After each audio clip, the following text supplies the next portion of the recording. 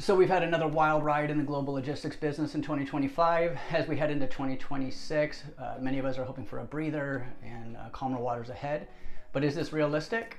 Today I'd like to focus on three of the top stories I think we should be watching to determine whether we're going to be having calmer waters ahead or whether we're going to have more volatility.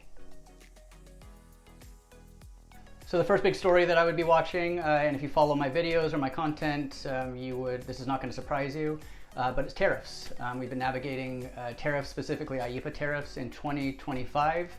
And there's currently a ruling pending from the Supreme Court. We'll probably get by the end of this year or early 2026 on the legality of the tariffs. And some key questions are how the Supreme Court's going to rule. If they do rule that the tariffs are unlawful or unconstitutional, when and how refunds will be made available. What about liquidated entries? And this administration has made it clear that they want to use tariffs as part of their trade policy. So how will they pivot if we do have a ruling that's not in their favor? The second big story to be watching is the deteriorating ocean freight rates, especially on the Asia to US Transpac lane. Rates are very low right now, demand is low, capacity is high. Rates have been deteriorating for the past couple months.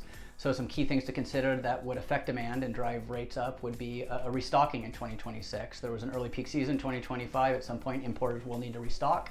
That will drive demand up. The Chinese New Year in February of 2026. And if the IEEPA tariffs are ruled unlawful, I would imagine that would create a surge of orders, which would drive demand up as well. So this is something to certainly keep watching. And then the third big story I think we need to be watching is the Suez Canal and the Red Sea. Carriers are signaling resumption of services on this lane. If carriers are no longer going around the Cape of Good Hope and through the Red Sea, that's obviously less time, less miles on their vessels. That's going to put more capacity into the market. That could put downward pressure on rates. The other issue we have to think about too is carriers going through the Red Sea.